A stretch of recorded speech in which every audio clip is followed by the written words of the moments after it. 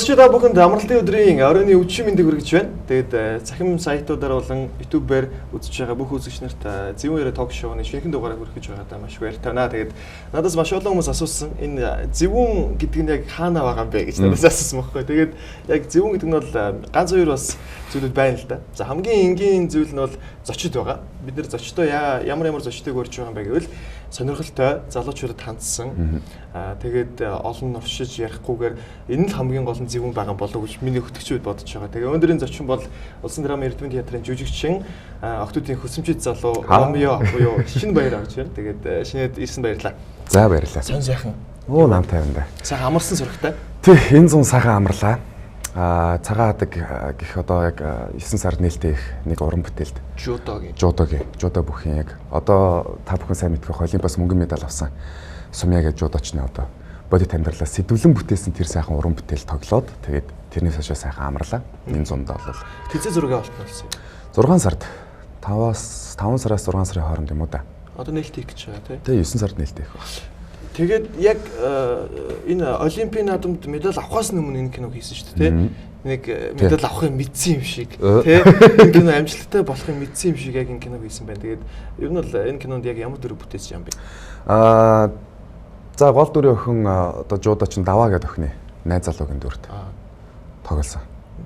Их гоё кино болох бах. Тэгээд ямар ч байсан нэрлэлт хийхээр үзье. Тэгээд ялангуяа гол дүрийнх нь бодит амьдрал сэтгүүлж байгаа тэр хүн нь бол сая Олимпиадад бас мөнгө медаль авлаа. Гахалтай сайхан баярлалаа тий. Алтын дайтай мөнгө гэж байгаа шүү дээ. Тэгээд их гоё энэ Facebook дээр их гоё мэдээлэлүүд орж байна. Хөгжилтэй.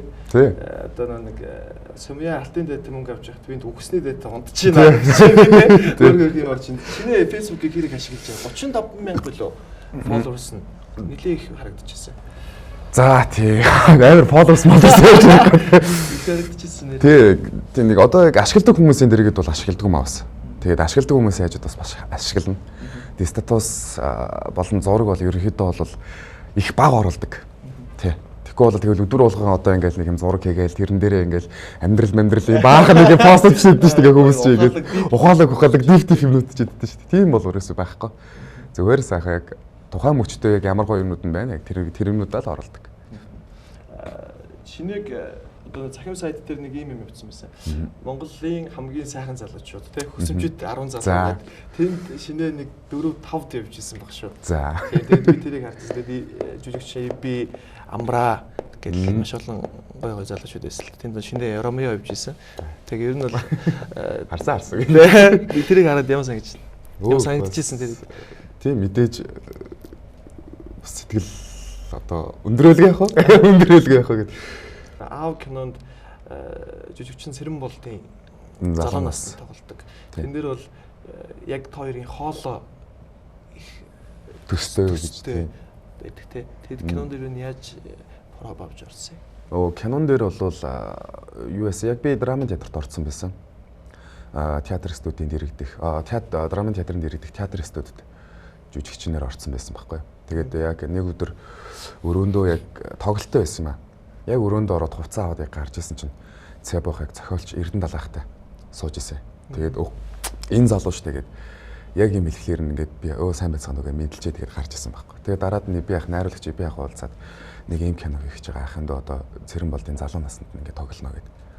Тэгээд мэдээж бол миний бас хайрлж хүндэлдэг хамгийн хайртай хоёр жүжигч ах маань хүндэлж авдаг бас хоёр ах маань. Тийм болохоор киноны саналыг бол би маш их урайлахын бөгөөд зохиол нь уншаад бүр надад бас их таалагдсан. Ягаад гэвэл миний бас амьдралтай бас адилхан тэгээ бас найруулагч би ах маань бас яг тухайн үедээ бас маш их зүйлүүдийг бодож байгаад бас яг тэр кинонд орсон юм байлээ.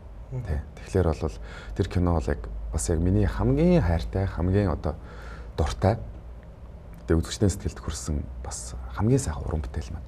Тэгээд энэ киноноос хойшоо бол үнэхээр уран бүтээлийн маань олзон бол маш их байсан. Энэ бол яг миний бүрийн хэмжээний хамгийн анхны гол дүр байхгүй. Бүрийн хэмжээний киноны маань хамгийн анхны гол дүр.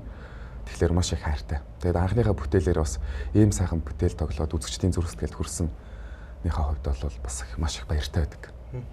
Тэн дээр одоо хүмүүсийн сэтгэлдээ ер нь ахын хүмүүс ярилцдаг шүү дээ. Яг аав кино гарч яхад цэбухын хоолоо болгоно гэхэр нэг дахин татвардаг шүү тийм хоолоод тий. Тэгээд зарим хүн бол за яг шинэ гэдэг нь жүжигчний хоолоо адилхан болохоор авчичээ гэсэн тийм хандлагатай байсан байхгүй. Тэгээд яг кино ингээд үзээд трейлерыг үзээд хүмүүсийн сэтгэл тийм байсан. Яг кино гараад ирэнгүүт чиний жүжиглэлт яг тийм амьд нэг хийсвэр зүйл байхгүйсэн учраас зөвхөн хоолооноос нь болов юм байна гэж бас маш олон хүмүүс ярьж ирсэн. Тэгээд би ч нөхдөж учраас хүмүүсийн сэтгэлийг их чийжилж явна л та.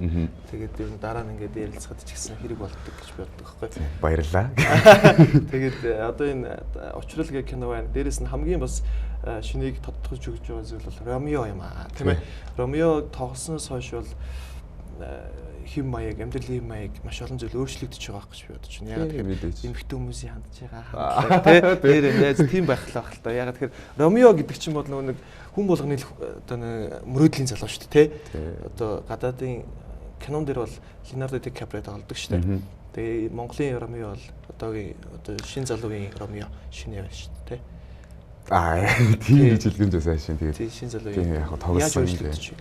Мэдээж өөрчлөгдөлгүй яг драмын театрт Ромео гэдэг дүр бол ер нь бол жүжигчний мэргэжлэр сурж байгаа, жүжигчний мэргэжлэр яг ингээд суралцаж төгсөх юм уу те. Бүх залуучуудын бол хүслэн болсон тийм дүр. Би Ромео тоглож юмсан, би Ромео тоглоод ингэж юмсан гэдэг. Тэгээ насны хязгаартай л да. Мэдээж хөшөрч юм бол тэгээд Ромео бол байхгүй шүү дээ тийм үстэй. Тэгэхээр би бас их азтай хүн гэж өөрийгөө боддгийн. Энэ сайхан бүтээлд найруулагч маань намайг олж харж тэгээд нийт бас уран бүтээлчд маань надад бас тийм өгч. Миний бас хамгийн анхны тайзны бүрэн хэмжээний буюу яг гол дүрдэн тоглосон бас яг хамгийн анхны жүжиг байхгүй. Тэгэхээр би их азтай. Тий, маш их азтай. Томоор эхэлж байна тий. Тийм болохоор сонгодог жүжиг маань өөрөө хүмүүс альва нэгэн жүжигчин хүнийг бол ухааруулдаг. Одоо жишээлбэл бас ингээд туршлага гэдэг юмнуудыг нь асар ихээр нэмж өгдөг. Тийм учраас Ромео гэдэг дүр тоглосныхоо дараа бол мэдээж амьдралын хэм маяг өөрчлөгдөн гэхээсээ илүүтэйгээр өөрийнхөө биеийг авч явах тэр бүх зүйл төр ч юм уу те бас хүнтэй харилцаа гэдэг ч юм уу тэр бүх зүйлүүд төр бас мэдээж өөрчлөгдгөл яах. Яг нэг хүний одоо хоёр сонголт байдаг юм санагдав. Яг одоо яг хүний харилцаан төр те нэг бол одоо мэдээж ингээ хүн болгон таниад те Ромео явж байна, шинэ явж байна, жүжигч шинэ гэдэг. Ингээд хүний бие авч явах байдал мэдээж цензуртэй болж эхэлнэ шүү дээ те. Аа нэг өөр болж эхэлнэ. Тэнгүү зарим хүн болохоор би бол яг тийм хүн байхгүй. За хүмүүс юу гэж бодох хин тамаа тийм дээ те. Өөр хөрөөл бай те. Инээж хөрөөл би яг л хэмэл байдаг. Намайг бол хинч танихгүй л те. Намайг бол хинч танихгүй. Тийм учраас би хамаагүй л ах.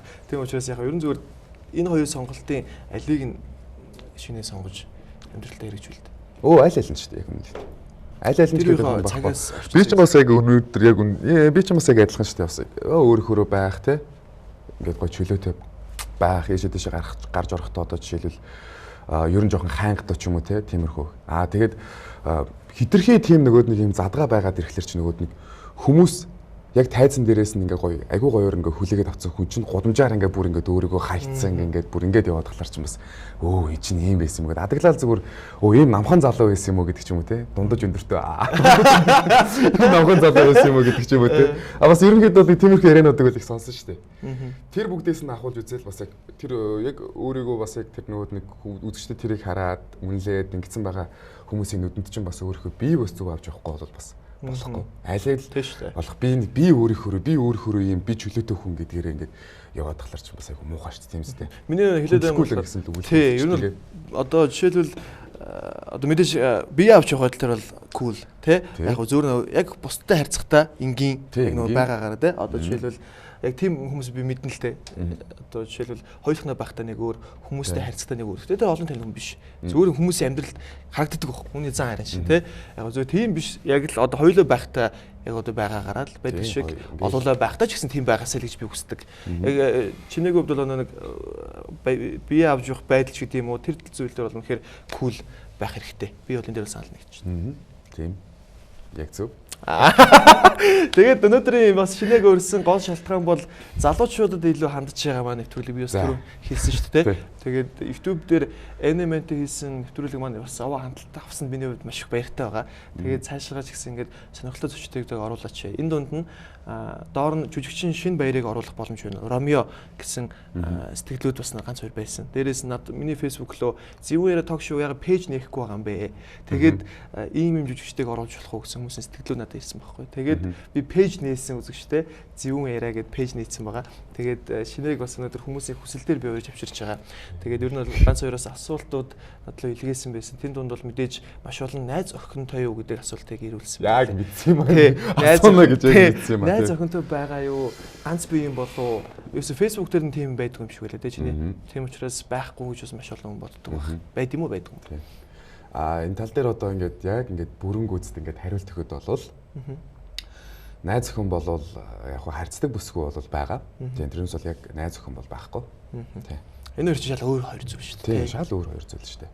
Залуу байна. Тэгээд дээрэс нь бас ганц бие байна гэдэг ч юм уу те. Тиймэрхүү утгаараа бол нэг л охин байна харьцдаг. Нэг дэлгөө яг хүн баригдаад нилээд байх. Надад бол нилээд шүү дээ. Гэхдээ нэг шүү дээ ингээд харьцаад гэтээ нэг уулзсан гэж бол бас бидний бас юу нэг чинь ажил чинь цаг наргүй шүү дээ.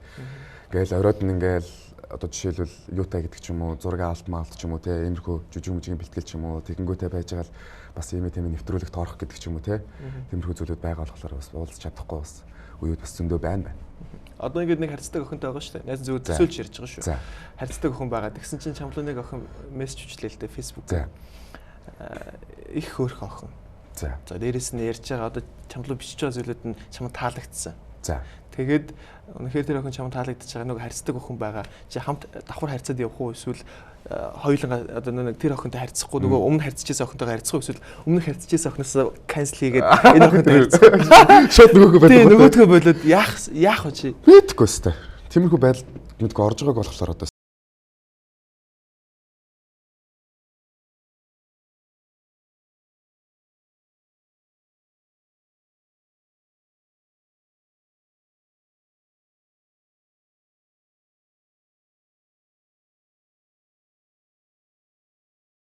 гоё киноны санал ирлээ. Маш гоё жүжигийн санал ирлээ. Алин сонгох. Яг энэ хоёр яг адилхан цензуртай шүү. Жүжиг тийм зэрэгцээ жүжиг кино яг адилхан чиний хувьд хоёулаа таалагдж байгаа. Зүгээр л яг тайзан чамд илүү юу, кино илүү юу гэж би асуух гэдэг. За одоо ингээд бас хариулчихлаар одоо яадаг юм бол доо би чинь бас нөгөө хоёр талд хоёулантай нэг кино урлагч бас тайзан. Энэ бол зөв яг зөвл төсөөллийн яриа гэдгийг бас үзэж байгаа хүмүүс ойлгох хэрэгтэй те. Яг ийм юм бол гарч ирээгүй. Гэхдээ яг зүгээр аль нь илүү вэ гэхээс илүү яг алийг сонгох вэ гэдэг. Тийм гоё жүжигээ сонгоно. Жүжигээ. Тайзаа. Би жүжигээ сонгоно. Тайзаа сонгоно. Яагаад гэвэл оюутан байхасаа л эхлүүлэл драмын театр миний хүсэл мөрөөдөл байсан. Драмын театрт орж би драмын театрын тэр алтан тайзан дээр алтан үеийн жүжигчид амьлуулж байсан тэр тайзан дээр би тоглохыг хүсдэг байсан, гарахыг хүсдэг байсан. Тийм учраас яг тийм хоёр санал ирэх юм бол мэдээж надад хамгийн дөрөв жүжиг. Яагаад гэвэл амьд урлаг үзэгчдтэйгээ байнга амьд байдаг. Тайзан дээр бол одоо өөрөөр хэлбэл эхний яг нэг жүжигэн дээр нэг алдааг гаргалаа гэхэд бол дараагийн удаа тэр алдаагаа бүр өшөө илүүтэйгээр оноо олгож гаргаж ирэх тийм боломжтой. Тийм учраас хамгийн дөрөв би тайзгаа сонгоно. Яагаад гэвэл амьд урлаг учраас. Яг нэг алдаагаа засах гэдэг нэг гоё юм тий. Тэгэл жүжигчдийн яг тайзан дээр одоо яг жүжиглэж байхад тайзан дээр яг ингэж байж байхад тэр одоо амьдралыг тэр тухайн дүрээрээ яг ингэж харьцаад ингэж байхад үзэгчдийн алга ташаалт гэдэг тий. Тэр нөгөө янз янзын фактуудыг ингэж хүлээж авч байгаа тэр хүмүүсийн тэр дуу алдалт тэр яг ингэж нэг гоё амьд байдаг байхгүй. Тэгэхээр тэр нь надад маш их таалагддаг. Дээрээс нь одоо их мэдээж энэ тайзан дээр ажиллаж байгаа хүмүүс их мэдээж би кинонд ажиллаж байгаа хүмүүс их тэгж хэлээг үлээ. Гэхдээ өнөн зур их чадварлаг юм шиг надад санагддаг. Микрофон ашиглахгүйгээр драмын театрт тэр шивнж байгаа яриаг яаж тэгж тод шивнэдэг юм бэ гэдэг би ч жүжигчнээ ингэж сурдаг байсан л та. Тэгээд энэ бол гадарлан. Гэхдээ надад үнэхээр авьяаслаг тийм мундаг хүмүүс шиг санагддаг. Тэгээд шинэ бол одоо өстө жинхэнэ эд хийж бүтээдэг дээрээ байгаа. Эсвэл галзуу бараа яванд гараагээд тийм л байгаа шүү дээ. Графитэ маань лах юм. Тэгээд одоо ингээл хүмүүс ингээл шинэд одоо ингээл маш олон хандлтууд ирдэг байх л та. За. Тэрс хөгжилтэй. Ямар. Одоо нэг маш олон хандлтууд ирнэ. Одоо бараан хандлтууд ирж байгаа. Сайн хандлтууд ирж байгаа. Гэтэ чамд бол нэг тийм хар бараан хандлтууд нэг ирдэг байх. Гэтэ зөв нэг Одоо жишээлх юм бол NMT sales дээр намайг яг энэ өмдтөгөөс суучихгүй юу? Яг ингэж сууж өмд нь багтчих гэх намайг. Тэгээд ингээд ганц ингээд нэг сэтгэлдэл ирдэг шүү дээ. Одоо нэг стил үстэй юм чинь. Одоо стил юм л да. Хэрэгжүүлэх гээл явж. Тэгээд одоо жишээлбэл одоо ингээд шинэ их намхан юм ааж гэдэг юм уу те. Тэгэхэд чи тэрийг яаж хүлээж авдаг вэ? Нэг хүн дээр тусгаж авдаг л ах л та. Өө хүн дээр биш шүү дээ. Би чи өөрөө энэ өндөртэй хайртай шүү дээ. Өөрөө байгаа зүйлдээ сэтгэл хангалуун байх хэрэгтэй шүү дээ. Намхан ямаа гээл тэнгүүт тийм ээ тийм би угаасаа л ийм л дээ. Гэтэ одоо яг ингээд телевизээр ингээд үзэж байгаа хүмүүс ингээд за тийм амар навах юм уу гэж ойлгочих юм. Тийм биш үү. Дундаж шүү гэж хэлээд байгаа шүү. Тий. Дундаж шүү. Ер нь бол 75 тал. Бид хоёр бол ер нь өндөрөөр чицсэн. Тэгээд яг зөөр нэг шинийг кино урлагаас хүмүүс харчаад өндөр залуу байна гэж боддог юм шиг байна л да. Төсөөл нь тийм. Тэгээд яг ингээ харахаар амьдрал дээр яг харахаар дундаж өндөртэй болохоор төсөөлж ийсэн нэг ингэдэг шүү. Магадгүй ингээл дээр үед одоо нэг мессенжер гэж юм уу те. Утас муцаар ингээл чатлал танилцдаг гэсэн шүү. Тэгээд танилцчаад айгүй гоё юм төсөөлөл очихоор жоохон ингээ нэг өөрийнх нь тэр өндөр төвшнөөс жоохон бага байхаар сэтгэл унцдаг те. Яг тэрнтэй адилхан яхав зүгээр шинэ чин ингээд олон танилгын учраас тэгэж хүлээж авдаг байх гэж би боддог. Одоо намайг бас яг тэгдэм билээ. Canon дээр нөгөөд нэг хараал үзсэн хүмүүс чинь бүгдээрээ яг ингээд гудамж таарад ирэнгүүт мөн үү гэж эхлээд асуув. Тэгээ би өөрөө мөн гэд хэлээд хэлтэй нэш одоо ингээд. За гэл ингээд жоохон гоо мэдвч ямар одоо намхан юм бэ. Ааха гэж жаач айгуу том өндөр залуу юм болоо гэж бодсон шүү дээ. Том биерхөө залуу юм болоо гэж бодсон шүү дээ. Тэгэл ерөөсөө л өнгөрөн шүү дээ. Сая Academy Awards сууж өнгөрлөө. Academy Awards дээр хоёулаа харилцтай. Тэгээд өнгөрсөн жилийн Academy Awards дээр бол аав кино шилдгийн шилдгийг авч ирсэн.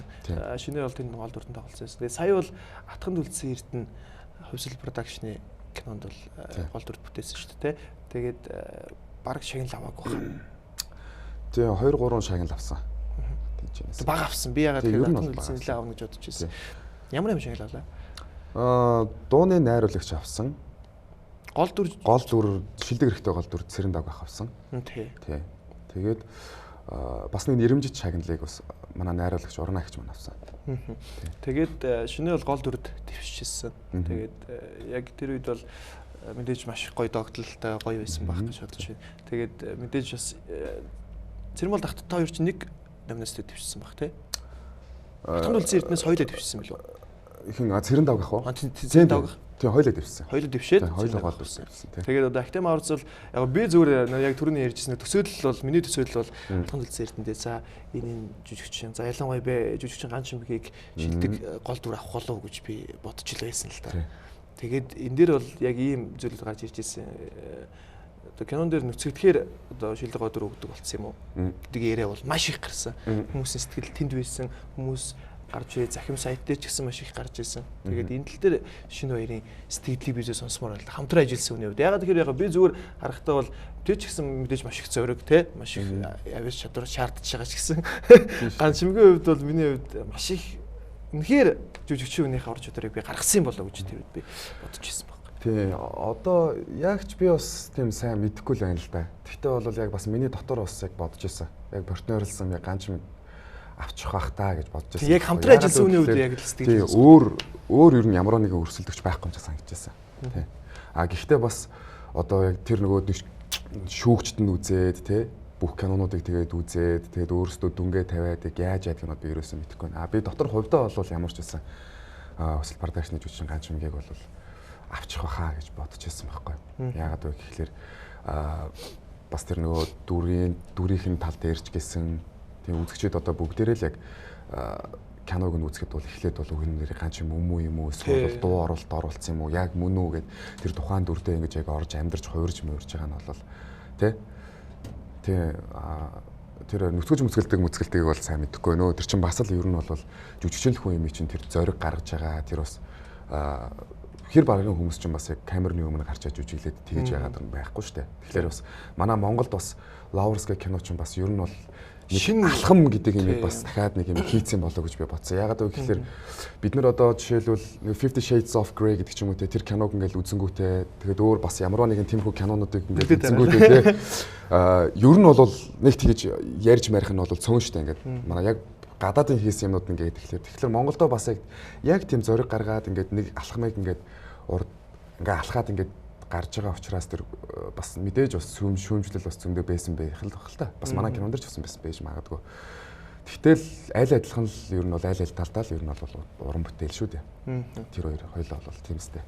Тэгээд яг зүгээр ингэ үзэгчдийн би нэг миний асууж байгаа асуултууд ихэвчлэн яг миний бодож байгаа бодол биш. Багчтээс болно. Тийм би тийм байгаасаа гэж хүсдэг. Хөтлөгч хүнийг ялангуяа сэтгүүлч би өөрөө сэтгүүлч мэгчлээ сураагүй учраас намайг сэтгүүлч ирэхээр надад амар том санагддаг учраас би тэгж хэлэхээр жоохон доромчхон тийм надад томдоод байгаа юм шиг санагддаг байхгүй. Яг зөвөр л би хөтлөгч хүн тийм байгаасаа л гэж хүсдэг. Үзэгчид юу хүсэж байгаа? Үзэгчид энэ асуултыг асууж байсан гэсэн тэр асуултуудыг л би асуухыг хичээдэг. Тэгээд нэг зүйлийг нухчаад ингээд яриад байхыг хүсдэг учраас ингээд байн сэдвээ солидог гэдгээс манай үзэгчид үзээд ойлгоорой гэж би хүсдэг. Би сая амар дурширцсан. Гүү. Дуршиж яг зөвөр асуулт нэг хариулж байгаа нь нухчих биш. Зүгээр яг тэгэл одоо жишээлбэл хөтлөж явж байгаа хүн хөтлөж явж байгаа хүн дахиад нөгөө талаар нь асуугаал байвал ингээл сумжрал юм шиг надад санагддаг. Тэг хүмүүс нөө сэтгэлийг бас байлуулах авахыг хичээж байгаа. Тэгээд буцаад ярианд оръё. За тэгээд шинэ ер нь бол одоо сая бол их сайхан амарсан гэсэн. Ер нь бол жүжигчүүнд амралт гэдэг бол бас их хэрэгтэй юм шиг надад санагддаг. Орой зураг авалттай, үүрээ зураг авалттай ингээл үнэхээр ачаалттай ажилдаг мөртлөө тэндээс өөрөөсөө гоё кайф авч ажилдаг тийм шүү. Өөрхөн дуртай зүйлийг хийх ямар гоё юм бэ гэдгийг би яг энэ жүжигчүүний мэрэгчлээс мэдэрдэг байхгүй. Тэгээд яг жүжигчин болох хүсэл чамд хизээ яг анх яаж төрж ирсэн юм бэ? Багасаа гэх юм уу да. Жоохноос. Тийм бүр жоохноосоо. Би харин яг тэрийг харин одоо хүртэл манай 10 жилийн ангийнхан уулзахлаар одоо бас манай гэр бүлийнхэн хэлдэг байхгүй. Би л авдаг яг 20 дугаар сургуульд яг ингээд сурж байхдаа бол Төмөр замын 20. Төмөр замын 20 сурж байхдаа би математикийн багштай бол би хэлж ирсэн. Математикийн багш болоо одоо ер нь бол яг багш нарт бол хэлж ирсэн байхгүй. Шалгалт малгалт гэдэг ингээд тэнгүүт нь би жорхой гарсан бас нэг түүх байгаа шүү дээ. Үгүй би угаасаа жүжигчин болох уу. Надад математик хэрэггүйгээ би орхио гарч ирсэн шүү дээ энэ. Тэгээд манай юунд бас жаргалан байна бас. Угаасаа ингээл яг манай жаргалан чинь бас яг сургуулийг нэг гой давуу тал нь одоо жишээл би жүжигчин болно гэсэн байх юм бол яг тэр яг нэг талаар нь юу хэрэгтэй байдаг яг тэр талаар нь их төлхөө их ингээд бас ингээд хичээл ажил юмудаа бас ингээд гой зоогоод ингээд төлхөө ингээд нэг гой яагаад 10 жилийн сургууль 10 жилийн алин төгссөн. Алин төгссөн. Төмөр замын 20-д 8 дугаар анги хүртлээ явчаад 8-аас 9-өөс 10 хүртлээ би жаргалан сурсан байхгүй. Жаргалан бүрэн том сургууль. Тэгээд тэрэн дээр бол бас л хэлдэг л байсан. Би бол угаасаа юу байхгүй. Математик, физик, химиэр бол би явахгүй. Би жүжигчин болноо гэж зүтгэсээр байгаад монгол хэл уран зохиол тий. Тэгээд англи хэл гэдэг тэр асар их үнэтэй нийгмийн хичээлүүд гэдэг ч юм уу дандаа унших тиймэрхүү хичээлүүд айгуу сайн байсан байхгүй. Тэгэхээр би бүр багасаа л яг жүжигчин болъё гэж мөрөөдсөн, багасаа л жүжигчин болъё гэж хүссэн. Тэгээд жүжигчдийг хараад за би энэ хүн шиг жүжигчин болъё, энэ хүн шиг гоё жүжигчин болох юмсан ингээд дотроо дандаа ингэж гоё агуулдаг байсан. Тэр хүний канонуудаас нь байна. Энэ ч л бас нэг гоё юу шүү дээ. Одоо тухайн одоо юмнаас авж байгаа гоё хүмүүж шүү дээ. Үзэж байгаа юмнасаа. Хамгийн гоё чамд том боломжийг олгосон тэр мөч ямар мөч байсан бэ? Одоо жишээлбэл би яг хөтлөгч болно ч гэдэг юм уу те гэж би өсө бодож үзээгүй. Яг үүндээ 2010 онд би нэг зөвхөн нэг загварын шоунд орох гэжсэн байхгүй би өөрөө нэг Монгол хөдөлгөөд агентлагт фото модельээр төгссөн. За амар зураг яхав. Тэгээд би нэг ийм фейс модель гэж шоунд нэг нь болцсон. Нэгийн жүжигчин хөтлөгч анхаа хөтлөжсэн. Тэгээд хоёр дээр нь одоо боловсрол сууг телевиз тэр үед ингээд хичээлэнтэй заадаг сууг байсан. Телевиз байсан байхгүй. Тэгээд тэнд нэг очиод бүртгүүлсэн чинь эрэгтэй модель авах болцоо. Тэгээд эмэгтэй авна. Хань чи хөтлөгчөө шалгуулчих гээд. Тэгээд би шалгуулсан тэр үед би юу хөтлөгч болох хүсэл байхгүй зөвөр л ингээд тэр үед явж исэн. Тэгээд ингээд нэг мэдсэн ингээд явж байгаа л одоо ингээд би хөтлөгч болсон явж байна. Тэгэхээр надад яг хамгийн том боломж, хамгийн том нөхцөлийг бүрдүүлсэн өгсөн тэр мөч бол 2010 оны тэр үе юм болов уу гэж би боддог. Тэгэхээр хүн болгонд боломж ирдэг. Харин тэрийг нь ашиглаж чадах уу, ашиглаж чадахгүй юу гэдэг л хоёр сонголт байд юм болов гэж би боддог. Тэгэхээр яг чамд хамгийн том жүжигчний гараагч ихлүүлсэн те одоо мэдээж сургуульд бол ороод ингээд сурч байхад уран бүтээлийн санал ч гэдэг юм уу магадгүй зүгээр яг санал биш ингээд нэг явж байгаад тааралдаад ч гэдэг юм нэг гоё боломжууд гаж ирдэг шүү дээ. Хамгийн том боломж шүү юм болоо. За 10 жилдээ одоо за би хэлсэн шүү дээ 10 жилдээ ингээд би багасаа жүжигчин болно гэдэг ингээд хүсэл мөрөөдөлтэй байсан ингээд. Тэр хугацаанд бол би ямар нэгэн дугуулн, секц одоо жишээлбэл дараамын дугуулн ч юм уу те тиймэрхүү юм ерөөсөө явж байгааг байхгүй.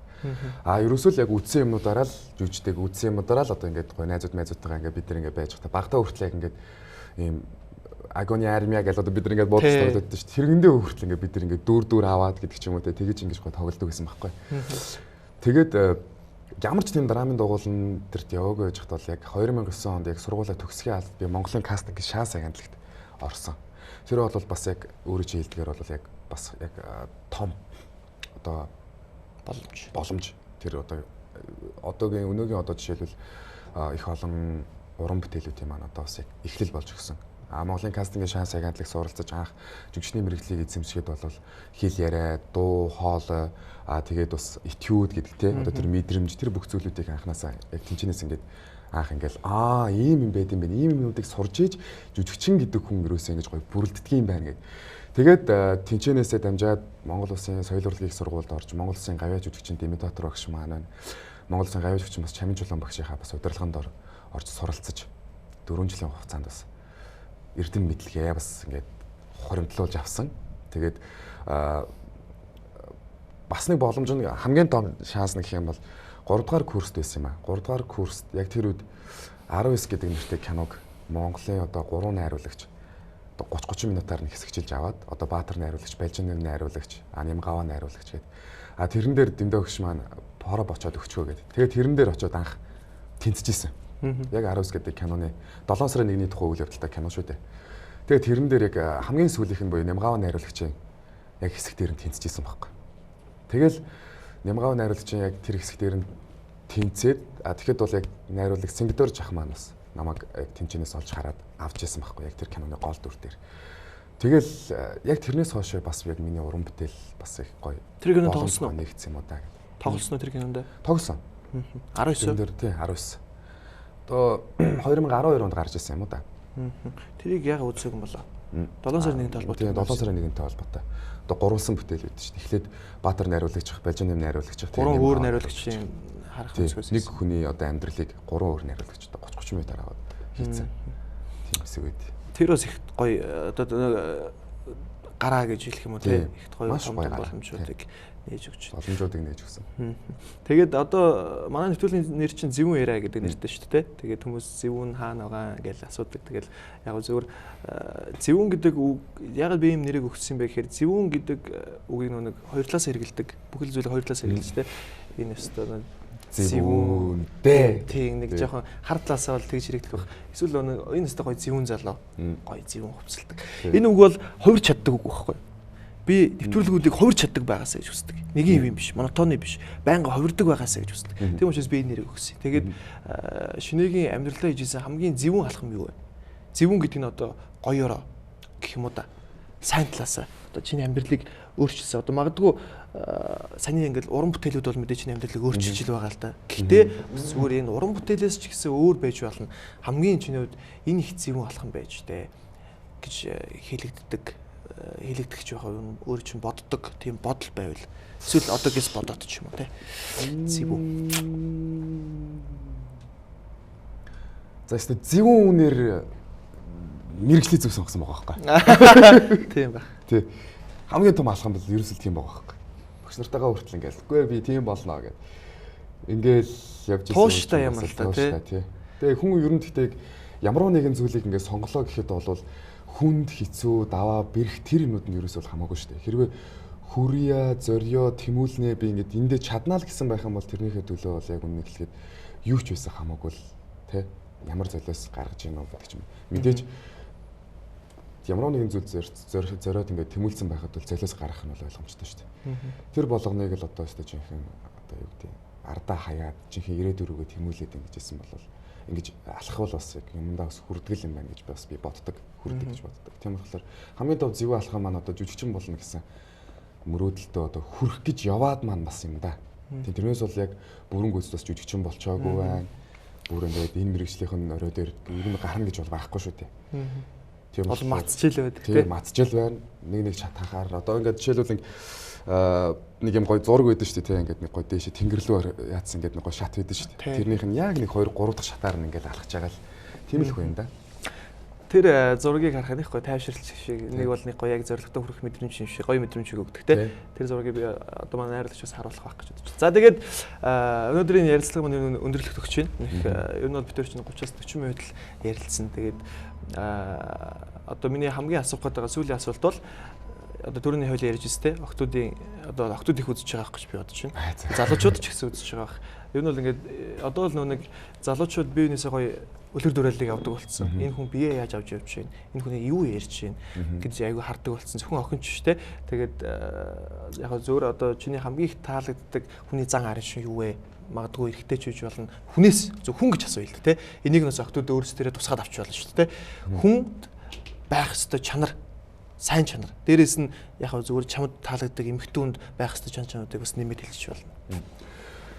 Гүү тэгэл хүнд бол янз янзын зан арашин байх хэрэгтэй баг. Уурлал уурлан, бухимд бол бухимд байдаг шүү дээ. Угаасаа нь бол амжихан байх үед амжихан бай, нийтж байх үед нийтж байна те.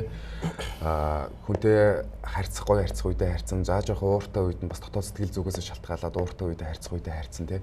Ер нь бол бүхий л зан чанарыг л агуулж ээж л ер нь хүн гэдэг бүрэлддэг юм болоо даа л гэж боддог шүү дээ. Хамгийн таалагддаг чанар. Хамгийн таалагддаг гэхээсээ илүүтэйгээр бид нар өөрсдөө одоо жишээлбэл альва нэгэн хүнээс өөг нь харахаас илүүтэйгээр тэр хүний хамгийн гоё тэр чанаруудыг л олж харж ээж. Одоо найз нөхөрлөх гэдэг тал дээр ч юм уу те. Одоо жишээлбэл нэг ийм үгэнд л айгуу дургүй яа тийм нэг юм амьдралын ихээр шигшигдсэн гэл нэг тэгдэж шүү дээ. Тэгэхээр ч одоо заавал хүний мууг нь харж ээж, үзэж ээж одоо ингээд найзлахаа болоод байгаа мó гэдэг ч юм уу те. Тэгэхгүй зүгээр л хүн янз янзын зан арашинтай байж болно шүү. Найзууд дундаас ч гэсэн те.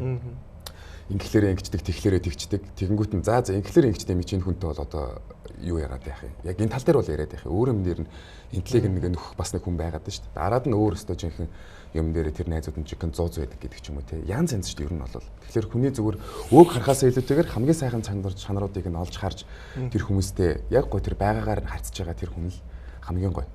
Тийм болохоор яг би тийм зан чанартай аягүй дуртай. Их гоё. Өнөө нэг хүнээс маш олон зүйлүүд сурж идэв шүү дээ. Хүн зөвхөн номноос биш. Зөвхөн уншдаг мэдээлэлээс биш. Зөв ярилцахад хүн маш олон мэдээлэл сурдаг. Тэгээ сая би айгүй гоё зүйлээ сурч авлаа. Одоо тэгвэл охины хувьд, эмэгтэйний хувьд. Тэгээ эмэгтэйний хувьд зүгээр яхав чиний хүнд цензур тавьдаг зүйлүүд шүү дээ. Мэдээж гадна төрх бол номер 1 байна. Эхлээд хүн мэдээж хүнийг хувцаар нь ухтаад, царай цусаар нь ухтаад, ухаанаар нь үддэг. Энэ бол яалтч хүн үнэн одоо сэтгэлтэнд уралсан гэдэг чинь бол явандаа нөө найз нөхдөд хоорондоо ингээл суучдаг те. Яг зүгээр хамгийн ихний чамд тавьдаг цензурч яг юу юм бэ л гэж би асуув. Хамгийн ихний тавьдаг цензур гэх юм бол одоо юу гэж ярих юм бэ? За өстой жинхэнэ нүүд хувцаар нь үдэж ухаанаар нь одоо жишээ. За царай зүс хувцол тий. Тэр бол байж. Тэгээ мэдээж л ярьж үзсэн л те. Яриад тэгээ тэр хүний бас дотроо юу бодож явдгийг яадгийг ийдгийг. Тэгтээ бас айгуу тийм жоо юутай л да ингээд. Одоо жишээлбэл ингээд анх танилцаад ингээд яриа суух нэг өөр те. Ингээд нэг жоохон ингээд нэг зузраал ингээд яриад нэг суугаад нэг гүтэн тэр хүн яг тэр үед худлаа ярьж исэн байна уу, үнэ ярьж исэн байна уу гэдэг чинь бас айгуу тийм өөрчлөгдөж эхэлдэж шүү дээ. Тэгэхээр зөв яг стол нөгөө эмэгтэй хүнийг бол харахын тулд бол хэр одоо хүмүүжил тавэ гэдэг юм уу да. Хэр их хүмүүжил тавэ, эцэг их өвгөнд хэр ордог вэ? Тиймэрхүү юмнуудыг нь одоо харах л баг. Тэр нь одоо ингээд ялгаангүй одоо ингээд яриан дээр ингээд гараал ирж шүү дээ ингээд. Хүмүүжилтэй айлын өхөн бол тэгэл өөр яриад эхэлнэ тий. Тиймэрхүү л баг та. Тэр сэтгэл мэтгэлийг нь бол дараад нь тань шүү дээ. Тэр чинь бол бүр дараад нь явцад тий. Тэр учраас гой уурлуулж ээж тань гэдэг байгаа шүү дээ. Эрэгтэй хүнийг согтоож ээж тань. Эрэгтэй хүнийг согтоож ээж. Тэгээд согтохлоороо ямар зан гаргаж ийн яг тэрийг нь харж байгаа л уг хүн ерөөсөө ийм хүн юм биш үү? Таних юм шиг үү? Тэгэхээр ер нь бол залуучууд би юуг уриалах гэдэг юм гэхээр хоёр зүйлийг би уриал яг одоо шинийг ярьсан зүйл дээр нэгт нь хүмүүжил гэдэг дээр манай зарим охтууд ямар хөөрхөн охтууд байд юм бэ? Үнэхээр манай монголчууд хөөрхөн тэгээд 16-тай 15 дуу. Миний фэйсбүүк дээр бас найз байд юм байна. За. Тэгээд би харахад бичиж байгаа зүйлүүд нь хараалын хөвгтэй. Их бухимдсан, их стрессцэн, өөрт нь ямар ч хамаагүй зүйл дээр стрессцэн би тийм үнэ маш олон удаа харсан. Хүн стрессгүй амьдрахын тулд энэ миний асуудал биш гэдэг үгийг өөрийнхөө толгойд хадгал гэж байгаа. Тийм учраас за яа тэр нь байг. Гэхдээ ядаж энэ олон нийтийн сүлжээн дээр бити хараал хэлэлтэй. Эрэгтэй ч вэ, эмэгтэй ч вэ. Би хизээж би фэйсбүүк дээр би хараал үг бичиж үзээгүй. Амлын яг чатаар бол байдаг л баг. Гэхдээ пост статус дээр стоо уучлаарай тийм юм надад байж үзээгүй. Ягаад тэгэхээр миний гэр бүлийнх нь над дээр найз үүдэг. Нэгт. Хоёрд би олон нийтийн сүлжээн дээр би хизээж хараал үг хэрэгж үзээгүй. Хамгийн том шалтгаан нь өөрийгөө би хүндэлж байгаа. Тийм учраас та залуучууд өөрсдөө хүндэд хизээж бити хараал үгийг фэйсбүүк дээр бичиж ялангуяа одоо олон нийтийн сүлжээн дээр одоо мөн харилцаан дээр ч гэсэн хараал үгийг бүсгүйчүүд бити хэрэглээд би хүсмээр байгаа. Тэгээд дээрэс нь бас нэг зүйл нь болохоор одоо залуучууд одоо хамгийн анхны болцон дээр ч гэдэг юм уу те хамгийн анхны харилцаан дээрээ өөрийнхөө бай. Тэ одоо нэг эхэндээ хуурамч хийж байгаад явандаа баригдахаар чинь харилцаагч хүүтэн болгож эхэлдэг. Учраас би ч гэсэн тэгж алдчихсан учраас яхаа зүгээр яг өөрөөрөө байх. Амьдралынхаа туршлагаас одоо манай оргил ярьчлаа шүү дээ. Настай хүн шиг те. Энэ бол зүгээр залуу хүний уриалга юм шүү гэдгийг бас манай залуучууд ойлгох хэрэгтэй. Октодын тал дээр бол надаас хойш оргилаас асуусан. Үнэхээр би одоо нэг мэддэг зүйл гэж байдаг шүү дээ. Мэддэг гэхээс илүү зүгээр нэг ойлгоцсон зүйл. Мэддэг гэхээс илүү би нэг ойлгож байгаа. Жишээлбэл би дээр хэлжсэн автобусан суугаад би ингээ явжсэн чинь цонхоор нэг залуу үнэхээр гоё явцалж явжсэн байхгүй. Ямар гоё би явж явд юм бэ гэж бодожсэн чинь шүлсээ хийсэн. Тэгсэн чинь хүний үнэлэмж ингээл айгу урдан буурж байгаа юм шиг маш томор.